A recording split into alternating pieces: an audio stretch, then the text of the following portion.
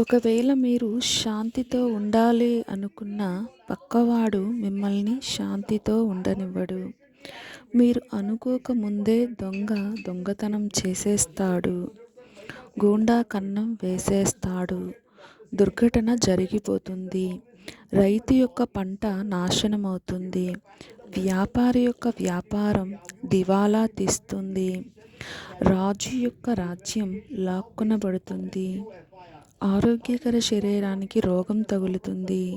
అనగా ఇక్కడ ఏ వస్తువు సురక్షితంగా లేదు. రాజుల రాజ్యం, శీలం గల వారి శీలం, ధనవంతుల ధనం, బలవంతుడి బలం, మరియు ఇంకా ఏమిటంటే మనందరి శరీరాలు కూడా అకస్మాత్తుగా లాక్కొనబడతాయి. తల్లిదండ్రుల ఎదుట యుక్త వయస్కులైన పిల్లలు చనిపోతారు. పాలు తాగు పిల్లల్ని ఏడుస్తూ బాధపడుతూ విడిచి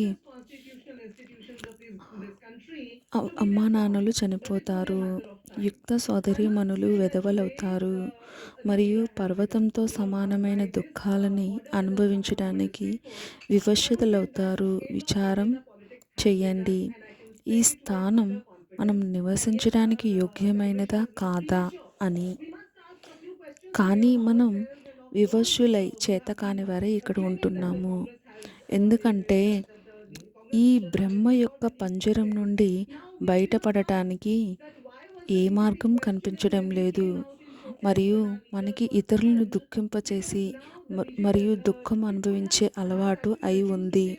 ఒకవేళ మీకు ఈ లోకంలోని దుఃఖాల నుండి రక్షణ కావాలంటే ఇక్కడ ప్రభువు కాల్ బ్రహ్మ జ్యోతి నిరంజన్ కంటే పరమశక్తిమంతుడైన పరమేశ్వరుడి పరమ అక్షర బ్రహ్మ శరణులోకి వెళ్ళాలి. ఈ ప్రభువు కాల్ కూడా భయపడతాడు. ఆయన భయంతో ఈ తెలిపిన కష్టాలని ఆ జీవికి ఇవ్వలేదు.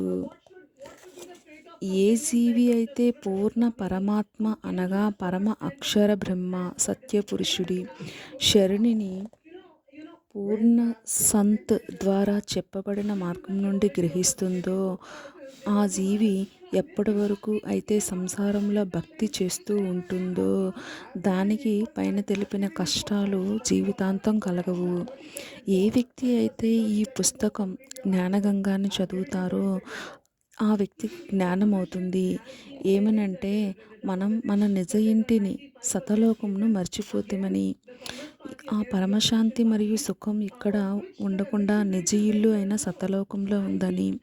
అక్కడ జన్మ ఉంది, మృత్యువు లేదు, ముసలితనం లేదు, దుఃఖం లేదు, గొడవలు కోట్లాటలు లేవు, రోగం లేదు, డబ్బులు మార్పిడి లేదు, వినోదం కలిగించు సాధనాలని కొనవలసిన పని లేదు. అక్కడ అన్నీ పరమాత్మ ద్వారా ఉచితంగా మరియు అఖండంగా కలవు. బందీ చోడ్ గరీబ్ దాస్ మహారాజ్ గారి వాణిలో ప్రమాణం ఉంది.